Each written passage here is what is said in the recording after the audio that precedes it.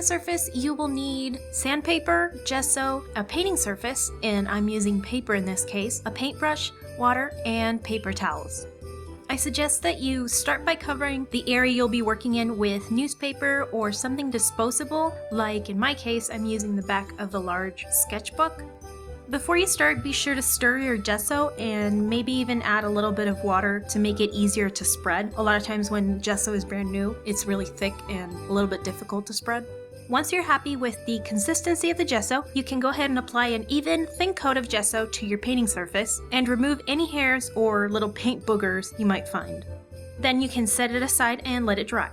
Be sure to rinse your brush with water and wipe it in between coats, or you might end up with hard and damaged bristles if the gesso dries on it. Once the gesso is dry to the touch, use your sandpaper to lightly sand down the gesso. I like to get rid of any ridges or bumps, and I use my hands to check for any strange textures I might have missed. Now you just need to repeat these steps a couple more times and you'll be ready to start painting as soon as the gesso dries completely. Regardless of what your painting surface is, you ideally want between 3 and 4 coats of gesso in total.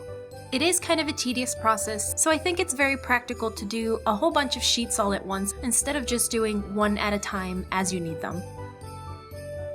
Once your last coat of gesso is dry, you are ready to start painting. If you're using paper like me, I suggest that after your final coat is dry, you lay them down on a flat surface, and you can place newspaper or a plastic bag over them, and then lay down some heavy books on top to make sure that they dry flat overnight.